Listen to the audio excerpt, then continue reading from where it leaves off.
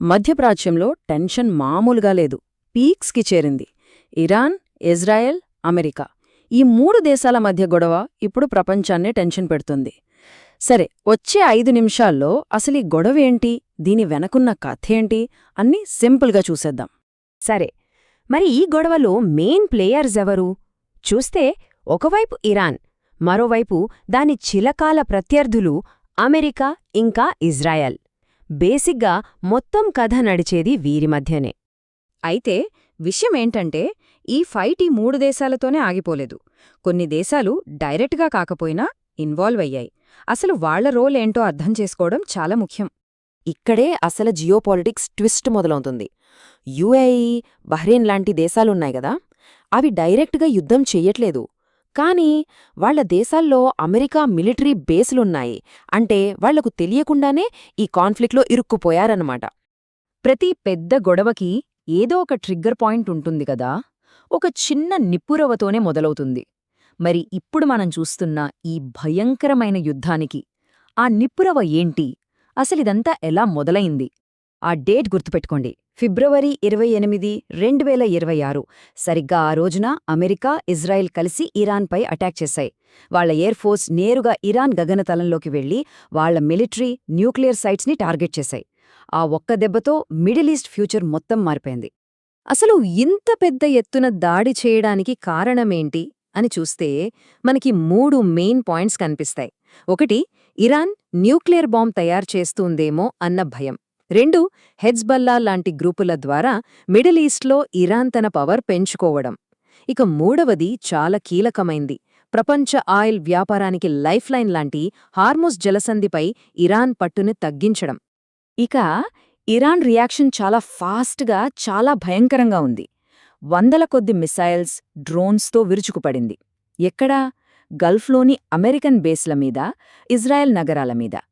ఇక అప్పట్నుంచి ఒకరిపై ఒకరు దాడులు చేసుకునే కొత్త, ఇంకా చాలా డేంజరస్ ఫేజ్ మొదలైంది. ఈ దాడుల మధ్యలో ఎవరూ ఊహించని ఒక టార్గెట్ తెరపైకి వచ్చింది. అదే దుబాయ్. అసలొక ట్రేడ్ అండ్ టూరిజం హబ్ అయిన దుబాయ్ ఈ యుద్ధంలోకి ఎలా వచ్చింది? ఇరాన్ లాజిక్ చాలా సింపుల్. వాళ్లు ఏమంటున్నారంటే, మామీద అటాక్ చేయటానికి అమెరికా విమానాలు ఎగిరింది యుఏఈ నుంచే, కాబట్టి మా దృష్టిలో యుఏఈ కూడా ఈ యుద్ధంలో ఒక భాగమే అని. ఇరాన్ రివెంజ్ ఎంత సీరియస్గా ఉందో చెప్పడానికి ఈ ఒక్క నంబర్ చాలు. 1900కు పైగా, అవును 1900కు పైగా మిసైల్స్, డ్రోన్స్ని యుఏఈ మీదకి ప్రయోగించింది. చరిత్రలో ఒక దేశంపై జరిగిన అతి పెద్ద బ్యాలిస్టిక్ మిసైల్ దాడుల్లో ఇది ఒకటి. అదృష్టవశాత్తు యుఏఈ దగ్గరున్న అడ్వాన్స్డ్ డిఫెన్స్ సిస్టమ్స్ చాలా వాటిని గాల్లోనే అడ్డుకున్నాయి. కానీ నష్టమైతే జరిగింది. అంతకన్నా ముఖ్యంగా ఇరాన్ ప్రపంచానికి ఒక క్లియర్ మెసేజ్ ఇచ్చింది. అదేంటంటే, మా శత్రువులకు సాయం చేస్తే ఎవరూ సేఫ్ కాదు అని.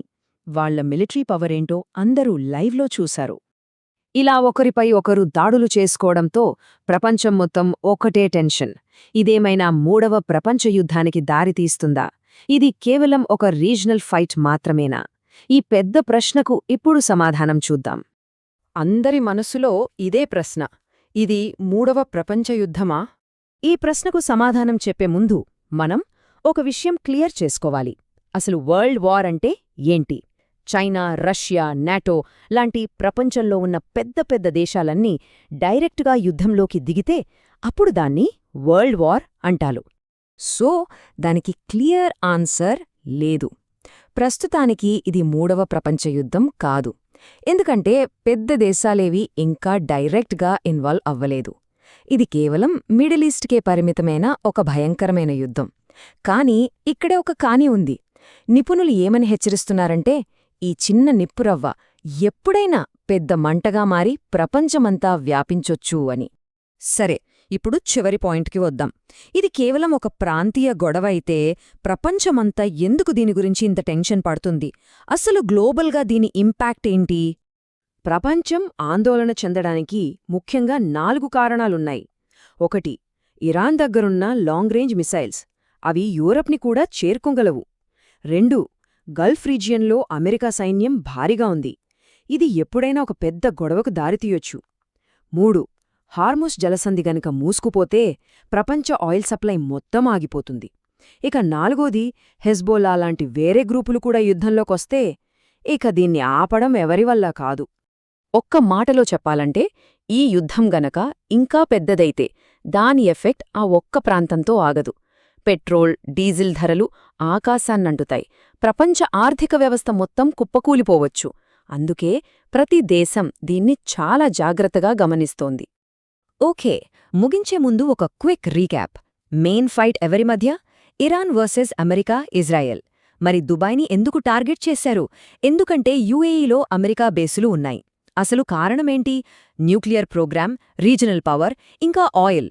మరి ఇది వరల్డ్ వార్ 3ఆ? ప్రస్తుతానికైతే కాదు, ఇదొక ప్రాంతీయ యుద్ధం మాత్రమే. ఈ రోజుకి ఇది ఒక ప్రాంతీయ యుద్ధం. కానీ రేపు ఈ మంటలు ఇక్కడితో ఆగిపోతాయా, లేక మొత్తం ప్రపంచాన్ని చుట్టుముడుతాయా? ఈ ప్రశ్నకు సమాధానం కాలమే చెప్పాలి.